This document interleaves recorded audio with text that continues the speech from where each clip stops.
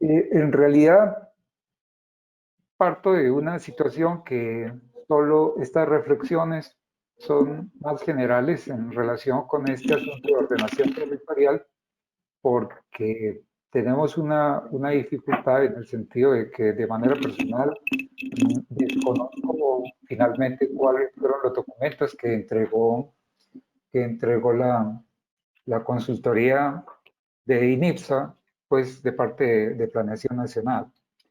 Yo solamente quiero invitarlos a que, miren, por ejemplo, esta es una fotografía de los años 60 y esta era la Mocoa de esa época. Es decir, estamos hablando hace 60 años aproximadamente, donde estaba restringida a las manzanas que hoy se llama el centro de Mocoa, una cola hacia abajo por ¿qué le digo? Por favor, si cierran los micrófonos, eh, para San Agustín, que se terminaba prácticamente donde es la cancha, porque después construyeron unas viviendas más abajo, pero digamos, el límite allá era lo que se decía la casa del Chirarío, pues donde alguna vez Darío, pues que cogió esa parte donde estuvo alguna vez el Agustín Coaz. Por el lado del barrio 17 de Julio, el límite de Mocoa terminaba en el puente por la salida de la vía Pasto en el puente sobre el río Mulato. Allí se acababa Mocoa. Y por el otro lado, hacia lo que ahora hablan del norte de Mocoa, el límite era la escuela grande que ustedes ven a la izquierda. Esta parte de acá donde estoy con el puntero, ese era todo Mocoa, no había más de Mocoa. 60 años después, ya ustedes conocen en dónde está Mocoa. Este asunto de la tragedia propuso dentro de la primera idea que hablaron del plan de reconstrucción, que el propósito era mejorar las condiciones socioeconómicas y la calidad de vida. Y por supuesto hablaban de planificación, de ordenamiento territorial y de gestión del riesgo, porque se supone que esos son como los elementos claves, pues, de esta tragedia. La comunidad y creo que la mayoría de las instituciones están eh, de acuerdo en que definitivamente el ordenamiento territorial es clave en este problema. Y aquí hay unas líneas normativas y unas orientaciones de política en relación con ordenamiento territorial que ha establecido las mismas normas que existen, pues, que son unos principios en términos de lo que significa el uso del suelo y la planificación de eso, y que cualquier ejercicio de ordenación territorial por obligación debe tener en cuenta unos determinantes ambientales, las áreas de conservación, el sistema de áreas protegidas, todo lo que tiene que ver con patrimonio y los riesgos. En el caso de Mocoa tiene, digamos, unos retos que es justamente por el problema que hubo en términos espaciales. Entonces, debe resolver cómo configurar la funcionalidad de espacio regional. Y una tarea que he estado siempre en deuda, que es buscar cómo cerrar las brechas entre lo urbano y lo rural. Y dentro del componente urbano, porque siempre se habla de tres componentes, ¿cierto? El componente general, el componente urbano y el componente rural. Dentro del componente urbano, definir el perímetro urbano, redefinir los usos del suelo, adecuar las nuevas normas urbanísticas, la localización de equipamientos urbanos y el gran problema que hay allá con espacio público, ese no solamente es de Mocoa, sino que es a nivel nacional e internacional, creería. Aquí yo presento unas fotografías que hay desde 1962 y ustedes ven cómo ha variado este espacio de lo que fue en esa época y la dinámica que ha tenido. En esa época, eh, yo quiero dejar claro aquí en estas cosas de ordenación territorial que la ordenación territorial no es solamente hacer unos juegos de modelización en sistemas de información geográfica y presentar unos mapas estéticamente adecuados. En realidad, la ordenación territorial, tanto como la gestión del riesgo, son acuerdos, son compromisos que deben partir de la participación de la comunidad. Los demás son accesorios. Entonces, yo les muestro aquí que es, digamos, en un plano, pues, porque es una fotografía aérea del 62 que corresponde más o menos a lo que les había mostrado antes con esa otra panorámica también de la época igual contemporánea en ese momento. En el 72 ya comienza a crecer, sobre todo porque se dio ese fenómeno de la construcción de la carretera de la variante a San Francisco, y entonces comenzó a extenderse para ese lado tanto hacia lo que ahora la llama como la Avenida San Francisco. Apareció también el espacio para construir el hospital y se extendió hacia arriba, hacia lo que es ahora el barrio La Esmeralda. Y lentamente, con las primeras casas que hubo eh, en el barrio Ciudad Jardín, que a propósito, ese barrio en esa época, en el año 62, cuando fue concebido y cuando eso realmente empezó a construirse en el año 64, que yo llevaba por allá a un tío mío que estuvo trabajando también echando pala allá, abriendo zanjas en la construcción de esas casas, decían que eso era una locura porque eso era lejísimo. Y para mí, como niño en ese momento, me parecía que eso era realmente increíble que la gente pensara en que se fuera a vivir allá tan lejos. Pero bueno, ahora resulta que 60 años después, el barrio Ciudad Jardín prácticamente está como en la mitad, porque hacia ese lado entiendo que ya va un poco más adelante de la reserva.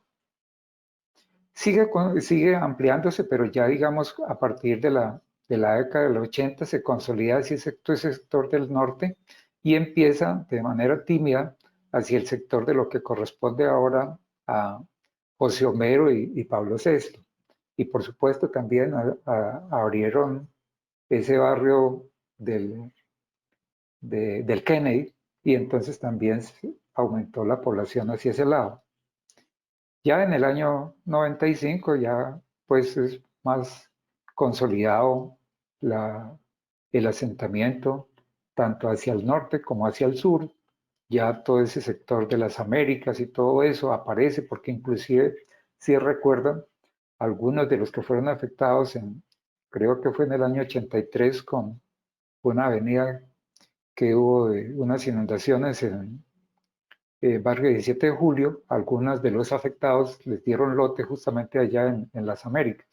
Y también decía uno, qué locura la gente que se va a vivir allá en esos montes, que era todo ese lote que se decía de la nación, donde nosotros íbamos allá a esa selva a cazar conejos, inclusive había armadillos y todo eso. Bueno, después ahora ya otros se tomaron esa propiedad. Y así ha ido creciendo Mocoa. Este ya corresponde al perímetro urbano de 2008. Y esta es más o menos la realidad del Mocoa antes de lo que ocurriera, esa terrible tragedia. Y bueno, aquí se muestra más o menos la afectación que hubo en relación con esa tragedia. Entonces, con base en una información digital que me proporcionaron, yo hice un ejercicio en términos de la geomorfología y de las curvas de nivel de la topografía, y entonces encontré que esta área que está aquí delimitada por esta zona eh, rosa, aproximadamente rosa fuerte, podría ser probablemente aprovechable en términos de una localización de la zona urbana de Mocoa. Eso representa aproximadamente unas 1.100 hectáreas y como fueron cerca de 280, 300 hectáreas, digamos, podría decir uno que en términos de la dinámica de asentamiento, se podría pensar que esa área que está disponible allí podría ser suficiente para el crecimiento por lo menos de los próximos 30 o 50 años, si no hay cosas extrañas. A Mocoa hay que reconocerle que ha tenido unos flujos de poblamiento, básicamente después de las marchas cocaleras o como consecuencia del narcotráfico. Mucha gente llegó a Mocoa y después con un gran flujo por desplazamiento. Hay una tesis doctoral, ustedes conocen sobre eso, donde tratan a Mocoa como refugio, pero eso no es nada nuevo. La gente conoce que Mocoa viene siendo refugio desde hace como unos 500 años.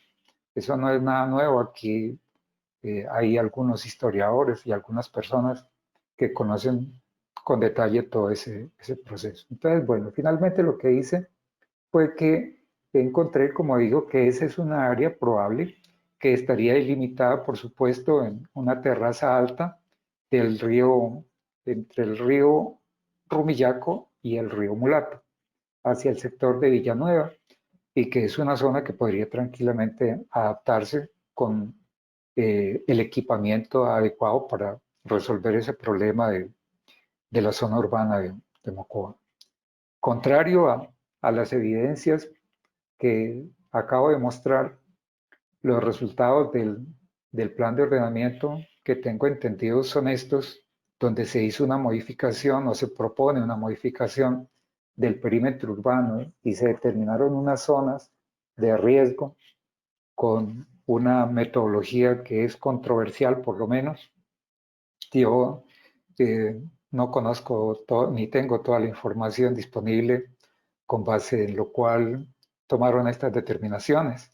En el caso particular, como nací en el barrio 17 de Julio, que está junto o está dentro de la primera terraza del río Mulato, mi familia solo vive allí hace cerca de un poco más de 80 años y por la información de ellos, de aproximadamente otros 30 o 40 años, entonces con la información que tengo de los últimos 120 años, puedo asegurar de que ese río no ha salido más de lo que ha hecho allí y las evidencias de un ejercicio que hice justamente de traslapar todas las tendencias de las fotografías aéreas me da que justo ese río tiene unas restricciones de tipo geológico por unos sistemas de fallas que hay, pero estos genios que hicieron esta modelización encuentran que prácticamente hay una zona roja que borra prácticamente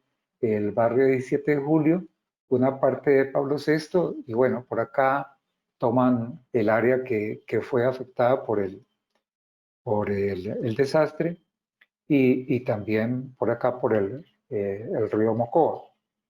Eso valdría la pena, pues, que ahora que existe la oportunidad puedan hacer realmente una revaloración sobre esas decisiones que van a tomar. Hay unas observaciones en particular del grupo de la Mesa Única que hablan sobre justamente esas decisiones que tomaron en términos de esa localización de ese perímetro, sustrayendo a unos barrios como Independencia, San Agustín y Naranjito, que ya son consolidados y donde tal vez la decisión no es solamente con una línea, y vuelvo e insisto, esta ordenación territorial no es solamente trazar una línea y definir cómo se le antoje a los consultores.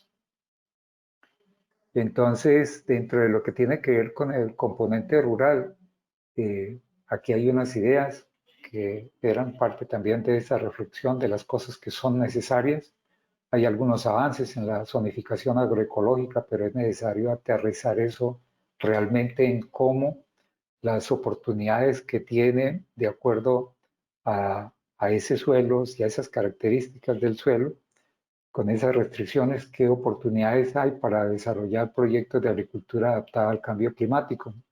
Hay unas tareas pendientes en términos de tenencia de la tierra. Conozco dos investigaciones sobre eso y que es necesario hacer una evaluación juiciosa de la aptitud de la tierra y que en cualquiera, tanto en la zona urbana como igual para el componente rural, esa planificación debe ser participativa. En términos de lo que tiene que ver con gestión del riesgo por avenidas torrenciales, yo destaco aquí algún tipo de intervenciones que son necesarias para el caso particular de Mocoa, que obligatoriamente se requiere hacer un encauzamiento del canal de drenaje, pero no con las barbaridades que hizo la Unidad Nacional de Gestión del Riesgo y que todavía existe algún funcionario de la gobernación que defiende semejante barbaridad que hicieron, acabando con la tendencia y la dinámica natural que tenían esas corrientes, tanto de mulato como de la taruca sangoyaco. De hecho, las evidencias quedaron de la equivocación que se hizo con ese manejo en el 2018 con lo que sucedió, que eso allá de manera personal, acompañado con otras personas, con otros líderes, se lo dijimos al señor director en ese momento, Iván Márquez, creo que se llamaba ese señor, y después a una subdirectora, pero ellos no hicieron caso como en todas las cosas que actuaron de manera arbitraria. Y creería que sí vale la pena que se hable con claridad en términos de ordenamiento territorial, eh, si es que la decisión es para hacer una reubicación o un reasentamiento de la población, entonces que ese sea un proceso transparente de frente con la comunidad y que se busque cuál es realmente la ruta que se debería caminar, pero digamos, pero uno se queda con duda en términos de las decisiones que se toman, porque yo pregunto a los técnicos que están aquí y a cualquiera otro, en realidad sí tiene un costo de realizar eh, el proyecto que hablan de 7.000 millones para tratar de conocer la afectación en el predial, en la zona urbana, entiendo yo, en las rondas hídricas de Taruca, Sangoyaco y Mulato, después de que ya se han gastado como 7.000 millones o más en términos de ordenamiento territorial. Yo no entiendo por qué cuesta tanto ese proyecto cuando hay unas cartas catastrales y, digamos, creería que eso es exagerado realmente ese valor, pero como están en ese asunto de que no importa cuál es la intervención que se requiere, sino que se están repartiendo la plata, entonces eso es lo que está ocurriendo. Y bueno, en términos de intervenciones correctivas no estructurales, lo que se debe hacer en cuanto a la recuperación y manejo adecuado de las rondas hídricas y que se debe adelantar unas acciones en términos de una cultura de la seguridad y la resiliencia. Y aquí propongo algunas de las acciones que creo inclusive algunas de estas yo las socialicé y algunas entiendo que fueron contratadas o vi por allí unos informes de la Universidad Javeriana, no sé, algunos consultores que hicieron eso. Es decir, que se adelante un currículo particular en gestión de riesgos de desastres y adaptación a cambio climático para los niveles de formación primaria y secundaria. Se haga un plan comunitario y una sensibilización adecuada sobre la cultura de la seguridad y la resiliencia en términos de lo que propone el marco de Sendai y las políticas nacionales que hay sobre gestión de riesgos de desastre, los planes escolares de gestión de riesgos de desastre, que obligatoriamente todo lo que tenga que ver con la ordenación de cuencas esté vinculada y ojalá la comunidad apadrine algunas partes o algunas intervenciones de lo que tiene relación con la ordenación y manejo de las cuencas hidrográficas y otras cosas más que están pegadas también a las cuencas en términos de que el uso del suelo debe ser, eh, debe tener una relación con las condiciones agroecológicas y con lo que estoy hablando de que es una excelente propuesta que se viene trabajando desde el nivel internacional y que también lo vienen aplicando en el país sobre la agricultura sostenible adaptada al clima. Lo demás digamos, es una idea para lo de la estrategia red que es de conservación. Eso es básicamente lo que tenía yo para compartir sobre esto de la ordenación territorial. Entonces, no sé si Manuel llegó por allí, si quiere añadir algo. Ellos tienen algo más preciso y si no, entonces bien pueda Leonel.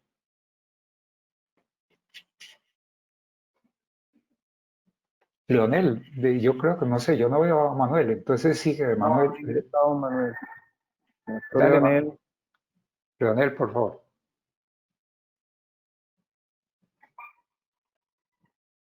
pues le damos la palabra que había estado esperando otra persona. Ok, yo estoy listo. ¿Listo? Bueno, doctor Leonel, siga. ¿Necesitas compartir pantalla? No, Adelante, entonces, dale. Ok. Muy buenas tardes para todos y todas las personas que están en este momento conectadas en este conversatorio. Me complace muchísimo y por eso estar en este conversatorio. Desde las 8:30 en punto estoy conectado y más el descanso a mediodía. Cordial saludo para Guillermo y para otros amigos que se encuentran conectados. Felicitar a los organizadores, a quienes conozco por su dedicación desde hace mucho tiempo a las luchas sociales. De verdad que el tema de la reconstrucción, uno diría, es un tema que deberíamos estar conectados no 20, 10 personas, sino tal vez 500 o más personas, porque es nuestra casa. Y si uno no se preocupa por su casa, perdónenme en el término, pero está jodido. Entonces, pero yo entiendo que estos procesos y estas luchas sociales son así. A veces se arrancan muchos, pero al final quedan unos pocos y después otros regresan. Pero de verdad que celebro el foro y vuelvo a resaltar su dedicación, su trabajo, su esfuerzo, su valentía para avanzar en este proceso para lograr tener una Mocoa mejor. Voy a tratar de ser muy rápido y voy a tocar unos temas así muy general. Lo primero que debo decir de la reconstrucción es que no hay un proyecto que no tenga dificultades o problemas. Todos los proyectos tienen dificultades y muchos de estos proyectos ni siquiera tienen los recursos completos para su contratación, o sea, que están desfinanciados muchos de ellos. Y otros, como el caso de las obras de mitigación de la parte alta, ni siquiera sabemos cuánto valen a la fecha, y además tampoco, como no sabemos cuánto valen, tampoco se ha hecho ninguna gestión de los recursos para abordar un tema tan vital y tan importante para poder dormir tranquilos en Mocoa. Eso a nivel general. Voy a tocar algunos puntos para información de ustedes a fecha del día de hoy. En el caso de la cárcel, pues esta administración, con nuestro alcalde John Jairo Imbachi a la cabeza, hizo la gestión él personalmente con otros profesionales y definieron un lote y se está a la espera de que el IGAC entregue los avalúos. Allí vamos con el tema. Frente al colegio, el alcalde creo que dijo algunas cosas, pero voy a decir otras cosas que él no dijo. Frente al colegio, y digo el colegio porque es totalmente falso que eso sea un megacolegio. Decirles que ellos deben reactivar su construcción posiblemente en estos días. Están pendientes de algunos trámites que no han hecho, pero hay algo que a mí me sorprende, no solo como funcionario, como director de planeación, sino como ciudadano simplemente.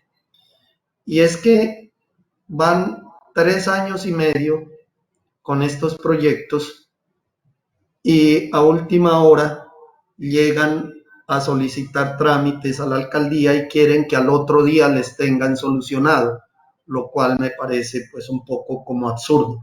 Y entonces ahí sí salen a decir que el malo es la alcaldía. Eso con referencia al colegio. Con referencia a la plaza de mercado, es un proyecto que vale aproximadamente 19,000 millones, de los cuales hay 6,000 en la fiducia y 1,200 que ya se ejecutaron en unas actividades en el sitio, que tiene que ver con acueducto, alcantarillado y una vía, una ampliación de vía. A la fecha, el proyecto Plaza de Mercado no ha entregado ningún documento, no ha iniciado trámite para la licencia de construcción que debe adelantar en planeación municipal. Eso es lo que quiero decir. Y además se presenta otra dificultad porque incumplieron la normatividad del INVIAS con las obras que ya realizaron en esa primera fase de los 1.200 millones, específicamente con el tema de derecho de vía.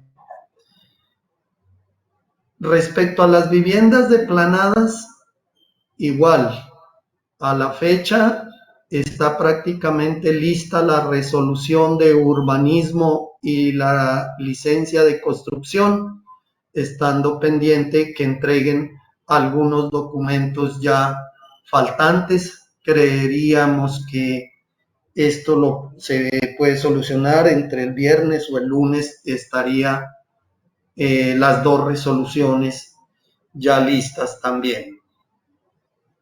Frente a las viviendas de Sauces 2, las famosas 909, tenemos que decir que lamentablemente quien estaba adelantando el trámite de la licencia de construcción no volvió a dar respuesta alguna, por lo tanto los términos se han vencido y eso nos lleva a cerrar el expediente. Eso no quiere decir que no puedan volver a iniciar trámites. Entonces, pues la verdad es que es como complicado el tema. Con respecto al CAM, al Centro Administrativo Municipal, debo decir que en enero que llegamos a la administración municipal, lo primero que hicimos con el señor alcalde fue citar a que nos dijeran qué pasaba con el tema del CAM. Entonces hicimos la primera reunión como en febrero. La verdad, la administración en cabeza de John Jairo, lo primero que dijo en una reunión en Bogotá era que no estábamos de acuerdo con el sitio donde se había definido. Sin embargo, la postura fue radical del Ministerio del Interior en decir que sí, que el alcalde estaba en su derecho de cambiar de sitio, pero que entonces se perdían los recursos. Por tal motivo, se tomó la decisión de continuar en ese sitio, pero hicimos visitas técnicas y les dijimos que necesariamente habían que hacer unas obras de mitigación antes de que se construyera el CAM. Después de eso, efectivamente, se hizo, se definió, son sí como 120, 140 millones más que cuestan, no está toda la plata tampoco, están haciendo falta alrededor de 1.300 millones en total. El ministerio se ha comprometido en hacer la gestión para que se tengan todos los recursos. Luego hemos venido hablando ya del tema de diseños, pero la verdad es que poco pudimos hacer como administración frente al tema de los diseños, porque estos también ya estaban prácticamente terminados a diciembre del año pasado. Por lo tanto, digamos que lo poco que pudimos influir para hacer algunos ajustes no fue lo que hubiéramos querido. Entonces, allí vamos referente a ese tema de la licencia de construcción del CAM. Acabé de firmarla, o sea que ya hay licencia de construcción para el centro administrativo municipal.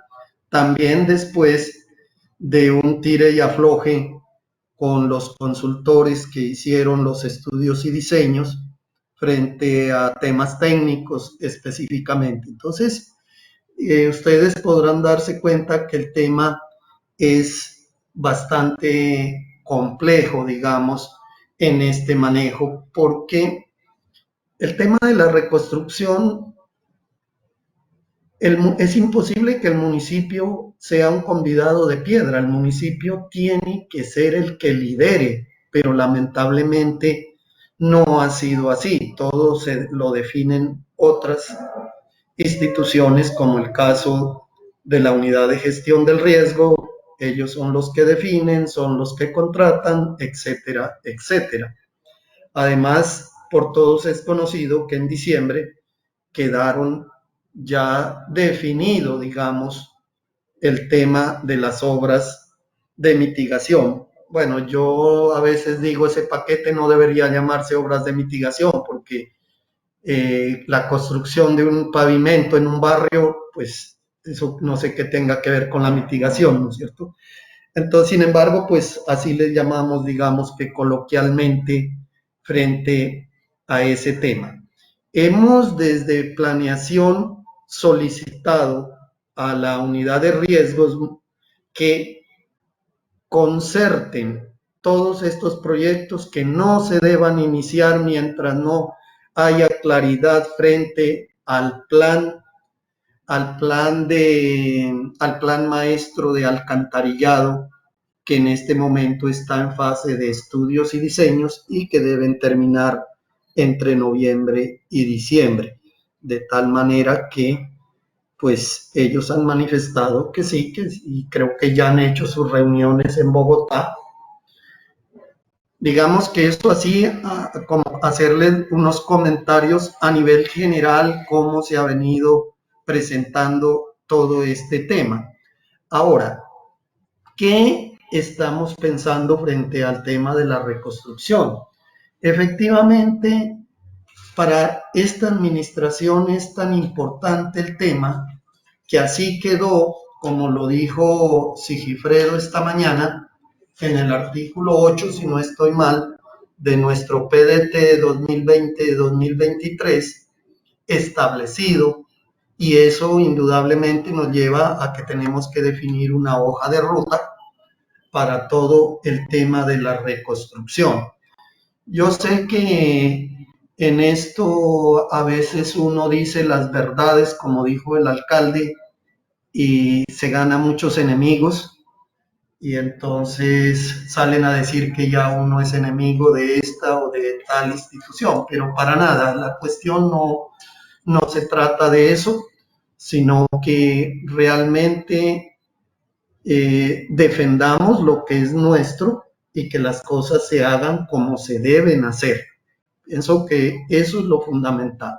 Nosotros como administración y desde planeación, si logramos unos pequeños recursos, la próxima semana estaríamos contratando un profesional que se encargue exclusivamente desde el municipio de estar al frente de todos los proyectos que tienen que ver con la reconstrucción de Mocoa y además con los proyectos PDET que vamos a iniciar también en Mocoa y que están en este momento en proceso de formulación.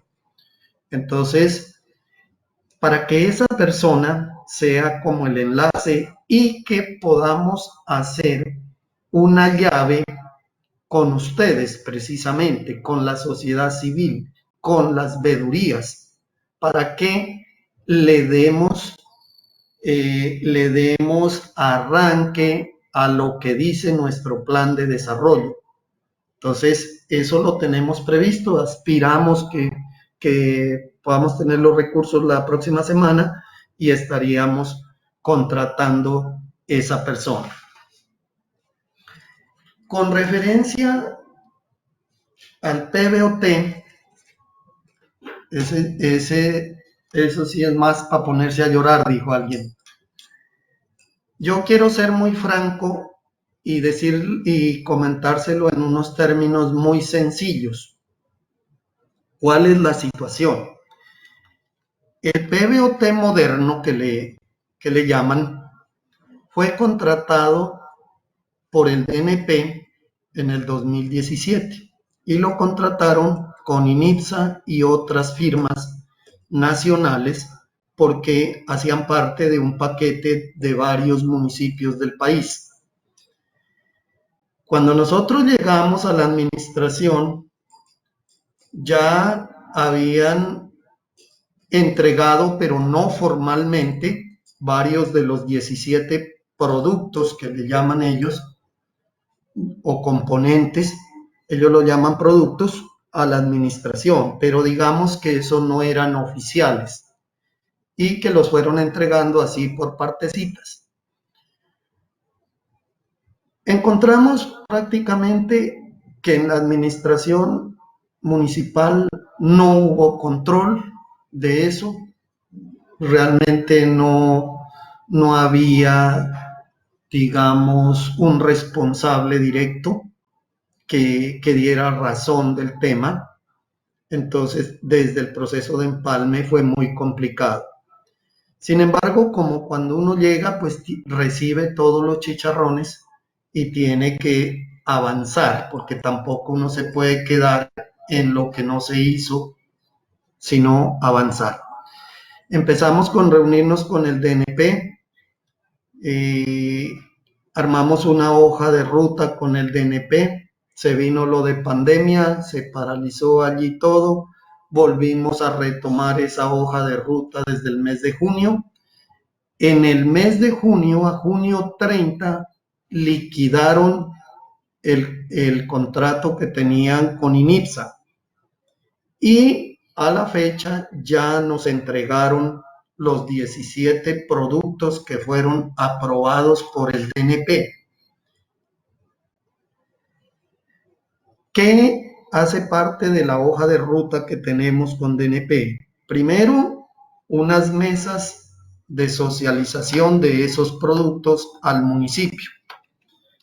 Este viernes tenemos la mesa número 4 o la sesión 4 con ellos, que dura de las 8 de la mañana a la 1 de la tarde. Se están haciendo los viernes. A pesar de que inicialmente se había acordado de que era interna solo con la alcaldía, pues yo consideré que era pertinente invitar para que se enteraran al Consejo Municipal, una o dos personas, le dijimos, no más. Eso lo hemos hecho con el presidente del Consejo. A veces asisten, otras veces no asisten. Lo mismo que el CTP, en cabeza del arquitecto Rubén, pero el CTP sí ha sido al contrario, porque a pesar de que solo se invitó al presidente, siempre participan hasta 5 o 6 personas, miembros del CTP, en estas sesiones de socialización. Entonces, venimos avanzando en eso. ¿Qué más hemos hecho? Contratamos el apoyo para la revisión por parte de la alcaldía, contratamos el apoyo de 2 profesionales que consideramos que eran los más idóneos y que pues logramos convencerles también pues que nos apoyaran, y es el caso del ingeniero Jimmy Calvache y el ingeniero Daniel Arias Olave, que está también conectado en esta reunión. Entonces, con ellos hemos tratado de armar un pequeño equipo para hacer la revisión. Hasta ahora, ¿qué hemos encontrado? Pues hay muchos errores, claro. Los de forma no sería tanto el problema en los documentos, pero sí hay errores que, digamos, nos llevan a preocupaciones. ¿Y a preocupaciones por qué? Porque resulta que el DNP no acepta bajo ningún punto, digamos, no acepta correcciones, no acepta que se han equivocado, etcétera, etcétera. Entonces hemos tenido algunas dificultades en las reuniones que venimos adelantando.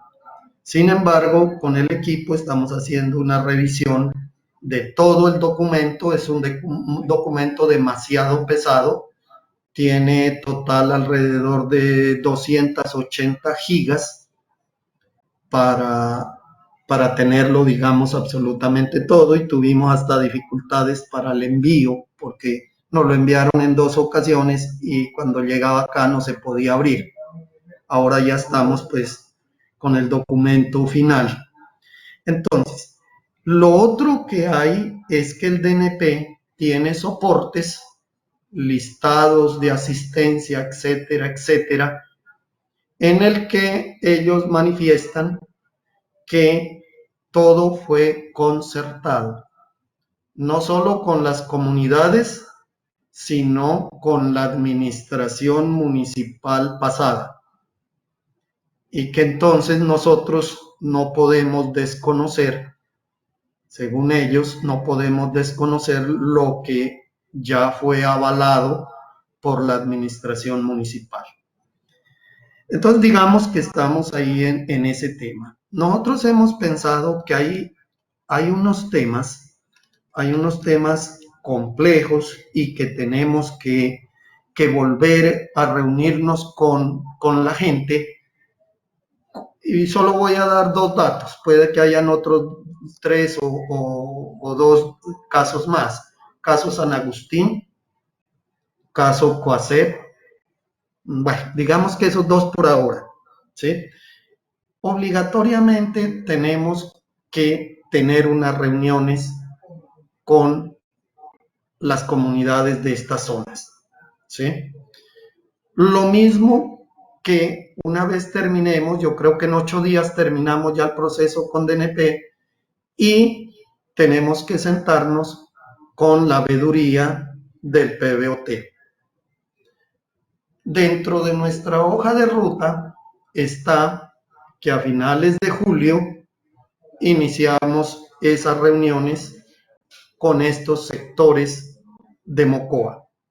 Ahora, claro, uno entiende, todo mundo ahora, yo a veces me hago la pregunta y no encuentro respuesta tampoco, porque dije, ¿por qué la gente entonces el año pasado o hace 3 años no dijo nada, o si dijo no le pararon bolas? Y ahora entonces más de uno pretende que cambien todo. Pues resulta que se gastaron casi 5.000 millones. Está cercano a los 5.000 millones lo que le pagaron a los consultores, a las firmas. Entonces no es posible ahora salir a decir que tenemos que ir. Primero, el municipio no tiene recursos para volver a pagar estudios ni nada por el estilo. Y además tendríamos problemas con los entes de control si fuéramos a buscar recursos para seguirle invirtiendo al documento. De tal manera que allí, digamos, estamos también en una encrucijada que la estamos revisando, pero estamos seguros de que tenemos que buscar una salida y tenemos que avanzar, porque el PBOT es una necesidad urgente para direccionar el desarrollo del municipio de Mocoa. Entonces, ese es, digamos, el estado del arte en el que vamos, y que el compromiso, o por lo menos nuestra hoja de ruta, es que a noviembre, diciembre podamos tener aprobado por parte del CTP el PBOT. Me olvidé decirles que también nos ha estado acompañando una persona de Corpo Amazonia. También los invitamos a ellos para que nos acompañen en este proceso que iniciamos con DNP y que creo yo en 2 semanas ya terminamos con ellos.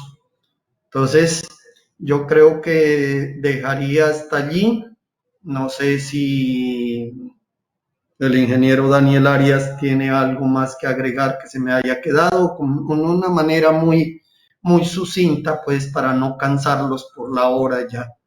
Creo que me tomé más del tiempo que debía.